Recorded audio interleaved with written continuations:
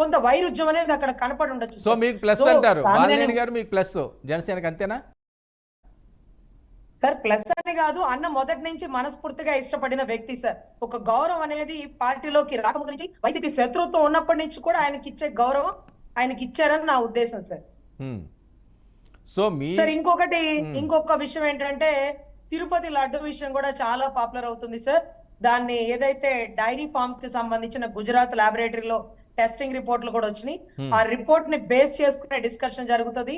అంత పరమ పవిత్రమైనటువంటి స్వామివారి గర్భగుడిలోకి వెళ్లే ఒకే ఒక్కటి ప్రసాదం తిరుమల తిరుపతి లడ్డు సార్. ఆ లడ్డు 320 రూపాయలు ఖరీదైనటువంటి ఆవు నెయ్యితో టెండర్ ప్రకటించారు.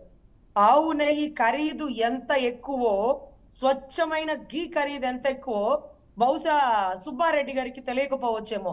కర్ణాటక అసెంబ్లీలో కూడా ప్రస్తావించారు, మేము అతి తక్కువ రేటుకి నెయ్యి కోడ్ ప్రకటిస్తున్నాము, అది స్వామి వారికి ఇక్కడి నుంచి తయారు చేసిన ఆవు నెయ్యి వెళ్ళాలని.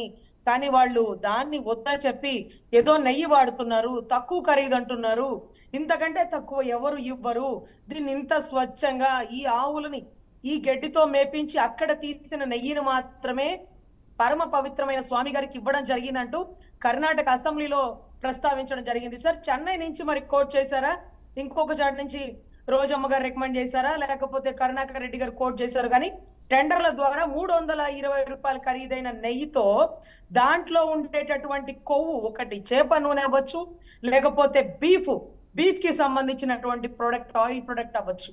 సో దాంతో తయారు చేసిన లడ్డు కాబట్టి వారం రోజుల పై వరకు కూడా ఉండట్లేదు సార్.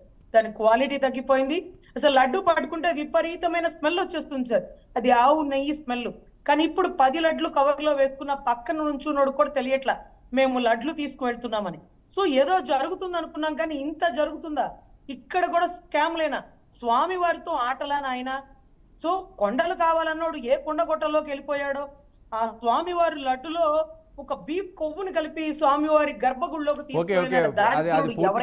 కాదండి పూర్తిగా ఆధారాలు రావండి. ఇప్పుడు ఇలాంటివి చాలా సెన్సిటివ్, మనం డిస్కస్ చేసేదో బీఫ్ అని అలాంటి అది పర్టికులర్ గా అనద్దండి. చాలా అది వినడానికే చాలా ఇబ్బందిగా ఉంది.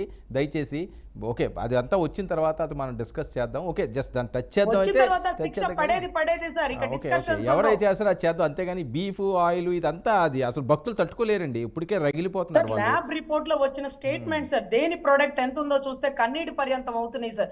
స్వామి వారిని కూడా అపవిత్రం చేయడాల్సిన వారంటే నిజంగా మీ దగ్గర ఉందా అండి ఆ రిపోర్ట్? ఉందా?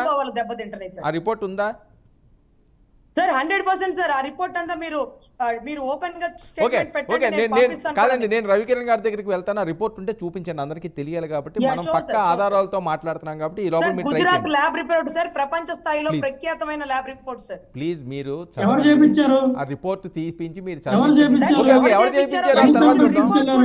రిపోర్ట్ పెట్టండి, మీరు రిపోర్ట్ పెట్టండి. ఓకే, రిపోర్ట్ మీరు చూపించండి, మీరు చదవండి ప్లీజ్. రజనీ